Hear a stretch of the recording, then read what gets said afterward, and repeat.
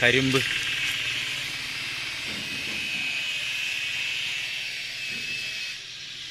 ശർക്കരയ്ക്ക് വേണ്ടിയാണല്ലേ. വീട്ടിൽ ഇതുപോലെ കഴിഞ്ഞ ദിവസം കൊണ്ടുവന്നതാണ്. പക്ഷേ ഇല്ലേ, ഒട്ടും മധുരം ഉണ്ടായില്ല. ഒട്ടും മധുരമില്ല. ഇത് മൂത്തട്ടില്ലല്ലോ. ഇത് വെട്ടിക്കളയണോ? ഇതെന്താ ശർക്കരക്കാണോ? മൂത്തട്ടില്ലല്ലോ. മൂത്തു ഇവിടെ മേളിലാണ് ഉണ്ടാക്കണത്.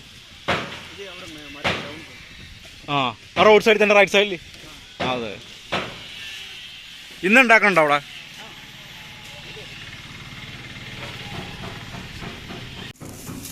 അത്ര വേണ്ട, വെറുതെ ഒന്ന് അടിച്ചു നോക്കാനായിട്ട്.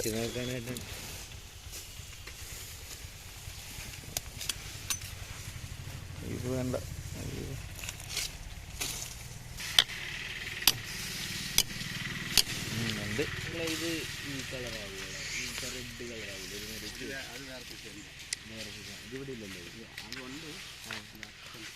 ആ സാധനം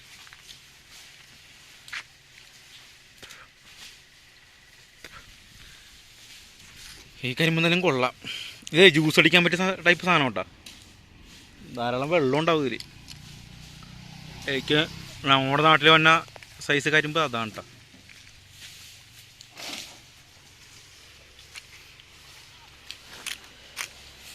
അങ്ങനെ ഒരു കരിമ്പ് കൃഷി നടക്കുന്നിടത്ത് കയറി ലൈവായിട്ട് വെട്ടണതും കണ്ട് അതിൽ നിന്നൊരു പീസും കിട്ടി. അപ്പം നമ്മളെങ്ങനെ എത്തിയിരിക്കുന്ന സ്ഥലം എന്ന് പറയുന്നത് മണ്ണമണ്ണൻചോലയുടെ എൻട്രൻസിലേക്കാണ്. അപ്പോൾ ഇവിടം വരെ അതിൻ്റെ അപ്പുറത്തേക്ക് നമുക്ക് പ്രവേശനമില്ല. ഇവിടെ ശരിക്കും മൂന്നാർക്ക് വളരെ അടുത്താണ്. കാരണം ഇവിടുന്ന് നേരെ പോയി കഴിഞ്ഞാൽ വട്ടവടയാണ്. അവിടെ നിന്ന് നേരെ മൂന്നാർ പോകാം. അപ്പോൾ ഇവിടം വരെ വന്ന സ്ഥിതിക്ക് തൊട്ട് താഴെ ഫാം ഉണ്ട്. അപ്പോൾ ഫാമിൽ ആപ്പിൾ ഓറഞ്ചൊക്കെ ഉണ്ടെന്നാണ് കേട്ടത്. അപ്പം നമ്മൾ നേരെ ഇനി ഫാമിൽ പോയിട്ട് ഫാമിലുള്ള കാഴ്ചകളിലോട്ട് പോവാം. നമ്മുടെ ശകടോട്ട ഇന്നത്തെ നമ്മുടെ ഈ ദിവസത്തെ യാത്ര ഇതിലാണ്. ഓറഞ്ച് തോട്ടം ആപ്പിൾ തോട്ടം പ്രതീക്ഷിച്ച് താഴേക്ക് ഇറങ്ങിപ്പോയതാണ്. പക്ഷെ നിലവിലൊന്നും കാണാൻ പറ്റിയില്ല. ഇനി അപ്പുറത്തെ സൈഡിൽ ഒരു ഗേറ്റും കൂടി ഉണ്ട്. വല്ലാത്ത കയറ്റം. അപ്പോൾ ആ ഗേറ്റിൽ കൂടി പോയിട്ട് ആപ്പിളോ ഓറഞ്ചോ കാണാൻ പറ്റുമെന്ന് നോക്കാം. ജൈവ കൃഷിയാണെന്ന് പറയണത്. ജൈവ കൃഷിക്കുള്ള സംഭവം വളമാണ് കൊണ്ട് നിൽക്കുന്നത്. ചാണകമല്ലേ ഇത്? ജൈവ കൃഷി തന്നെയാണ്. ഇത്ര വലിയ വിഷം അടിക്കണില്ലെന്ന് വിചാരിക്കാം. Apple botanical name Malus domestica. അപ്പോൾ ഇതാണ് അതിൻ്റെ ബൊട്ടാണിക്കൽ നെയിം. എന്തായാലും അതും കൂടി കണ്ടത് നന്നായി. പൂക്കളൊക്കെ നല്ല ഭംഗിയുണ്ട് കേട്ടോ. പൂക്കളൊക്കെ ഇവിടെ ഇതിൻ്റെ ചെടിയൊക്കെ വിൽക്കാനും വെച്ചിട്ടുണ്ട് കേട്ടോ. ഓരോ ചെടിക്കും സെപ്പറേറ്റ് ഓരോന്നിനും ഓരോ റേറ്റാണ്. പൂവൊന്നും പറയാനില്ല കേട്ടോ. നല്ല വെറൈറ്റി പൂവൊക്കെ. വെറൈറ്റി പൂക്കൾ എന്ന് പറഞ്ഞാൽ വെറൈറ്റിയാണ്. അടിപൊളിയാണ് കേട്ടോ.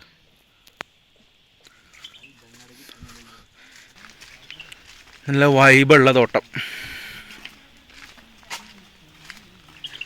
ഇതാണ്ടോ കുറച്ച് മുമ്പ് കണ്ട പൂ.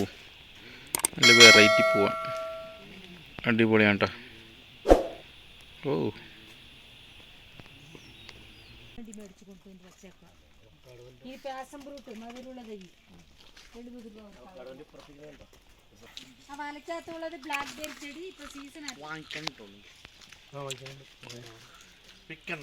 ഈ സാധനമാണ് മൂസമ്പി.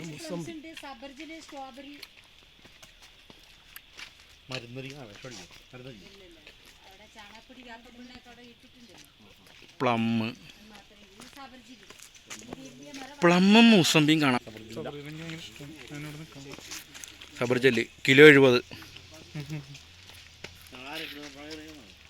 സബർജല്ലി ജൈവ കൃഷിയാണെന്നാണ് പറയണത്. അവിടെ വന്നപ്പോഴേക്കും ചാണാനും മറ്റു സാധനങ്ങളൊക്കെ ഇട്ടേക്കണ ഉണ്ടായിരുന്നു.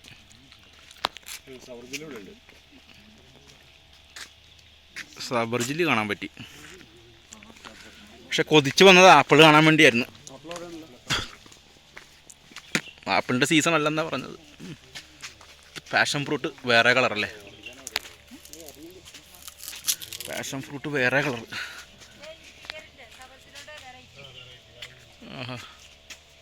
നമ്മുടെ നാട്ടിൽ കണ്ടേക്കണത് വേറെ കളറാണ്.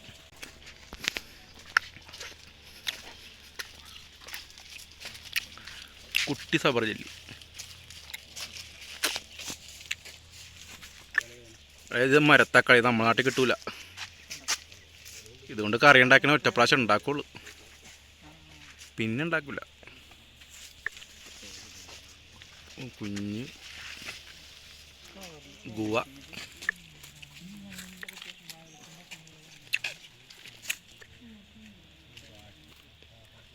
ഇതെന്ത് പൂവാണത്? ഡാലിയ. ഓ, ഇതാണ് സാധനം. ഇതാണ് ആ മുതൽ. പക്ഷെ ഒന്നും കാണാൻ പറ്റുന്നില്ല.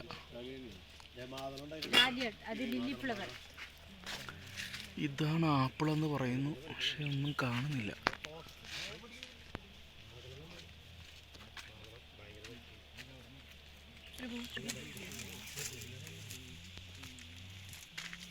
മരത്തക്കാളി.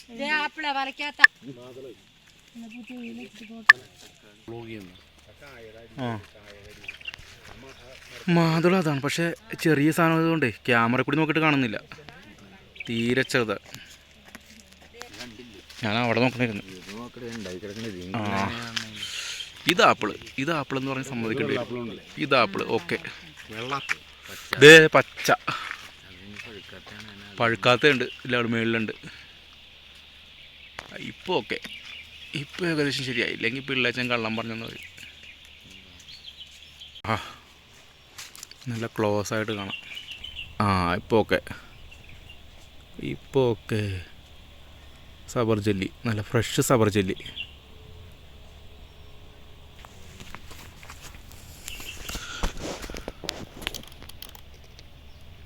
ആ, നല്ല കലക്കൻ സബർ ജെല്ലി.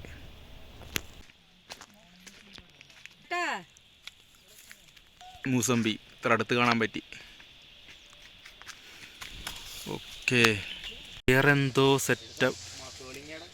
മസോളിങ്ങി മൂസമ്പിക്കാണോ ഉദ്ദേശിച്ചത്? മസോളിങ്ങ പുതിയ അറിവാണല്ലോ. പാഷൻ ഫ്രൂട്ട്, അങ്ങനെ പറ. Passion fruit. ഇപ്പോൾ ഓക്കെ. എന്തായാലും മനോഹരമായൊരു തോട്ടം തന്നെയാണ്. നല്ല അടിപൊളി, നല്ല ഒതുങ്ങിയ ഫാമാണ്. പക്ഷെ നമുക്ക് ഇവിടെ വരുന്നവർക്ക് ഇത് തൊടാനോ ഇത് പറിക്കുവാനോ ഒന്നും ചാൻസ് ഇല്ല.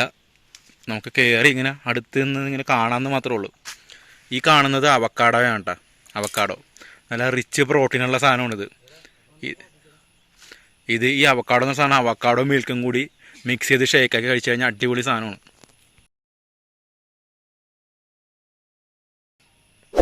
അവക്കാഡോ സെറ്റപ്പായിട്ട് റെഡി ആയിട്ടുണ്ട്. നല്ല റേറ്റാണ് സാധനത്തിന്.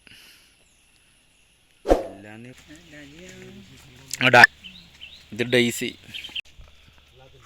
എടാ, അപ്പോൾ ഫാമിലത്തെ കാഴ്ചകൾ ഏകദേശം നമ്മൾ കണ്ടു തീർന്ന്. അടിപൊളി നല്ല ഫാമാണ്. അപ്പോൾ നമുക്ക് താഴെ നമ്മൾ തിരിച്ച് കോവിൽക്കടയിലേക്ക് പോകുന്ന വഴിക്ക് ആ മറയൂർ ശർക്കര ഉണ്ടാക്കണുണ്ട്. അപ്പോൾ നമുക്ക് നേരെ ചെന്നിട്ടേ ആ മറയൂർ ശർക്കര ഉണ്ടാക്കണം എങ്ങനെയാന്ന് നമുക്ക് നോക്കാം. അപ്പോൾ ഇങ്ങോട്ട് വന്ന വഴി എന്ന് പറഞ്ഞാൽ ഇവിടെ മിസ്റ്ററി ജാഗരി പ്രൊഡക്ഷൻ യൂണിറ്റ്. അപ്പോൾ നമ്മളിങ്ങനെ പോകുന്ന വഴിക്ക് ഇവിടെ ശർക്കര ഉണ്ടാക്കുന്നതായിട്ട് കണ്ട്. അപ്പോൾ എന്തായാലും അതൊന്ന് കാണാം, അതിനെക്കുറിച്ചൊന്ന് ചോദിക്കാമെന്ന് കരുതി വണ്ടി ഇവിടെ നിർത്തിയതാണ്.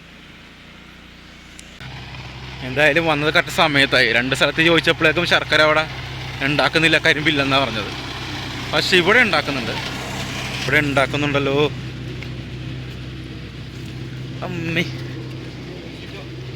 ആഹാ, കറക്റ്റ് സമയത്താണല്ലോ ഉണ്ണി വന്നത്.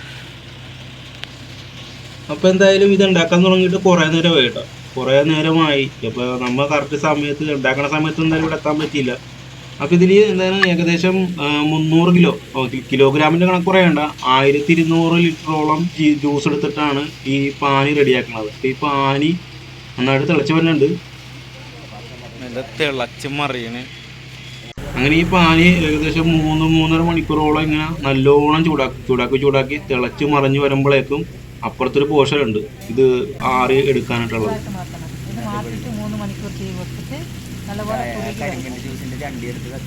അത് ഉണക്കിയിട്ടാണ് കത്തിക്കുന്നത്. അപ്പോൾ ഇത് നല്ല ഇതായി വരുമ്പോൾ ഒരു പാകം നോക്കിയിട്ട് അതിനകത്ത് മാറ്റിയിട്ട് 3/4 മണിക്കൂർ അവിടെ നിന്ന് ഇളക്കി കൊടുത്തിട്ട് ചൂടോടുകൂടി കൈ വരുമ്പോൾ മെയിനായിട്ട് ഉണ്ടാക്കുന്ന സ്ഥലം ഇതാണ്. എന്താ മെയിനായിട്ട് ഉണ്ടാക്കുന്ന സ്ഥലം ഇതാണ്. മെയിനായിട്ട് അല്ല ഇവിടെ പിന്നെ അവിടെ അവിടെ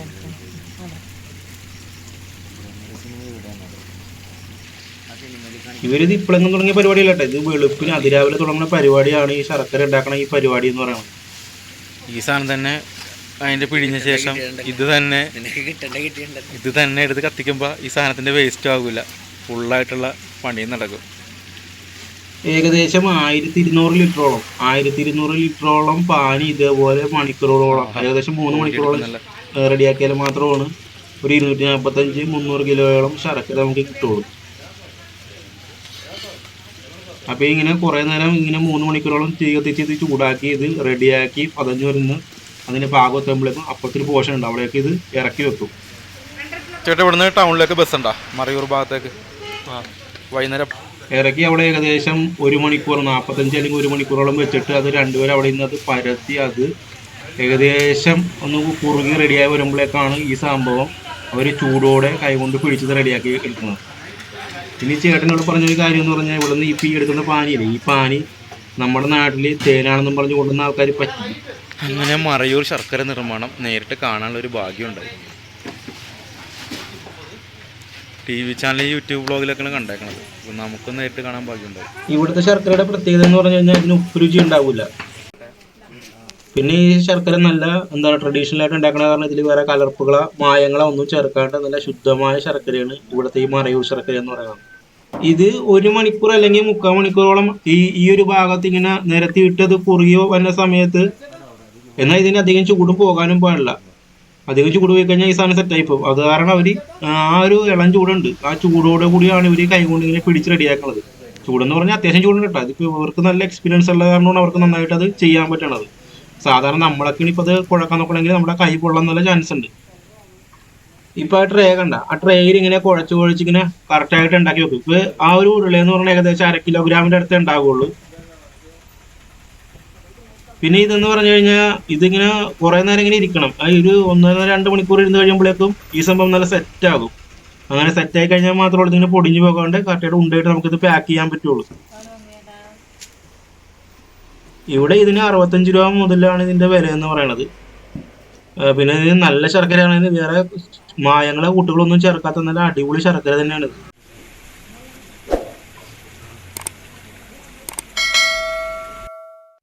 അങ്ങനെ ട്രഡീഷണൽ ആയിട്ടുള്ള മറയൂർ ശർക്കര നിർമ്മാണം കാണാൻ പറ്റി. ഇപ്പോൾ വീഡിയോ ലെങ്ത് കൂടുന്നത് കാരണം വീഡിയോ ഇവിടെ അവസാനിപ്പിക്കുകയാണ്. ബാക്കി അടുത്ത പാർട്ടിൽ കാണാം. അതുവരേക്കും ബായ്.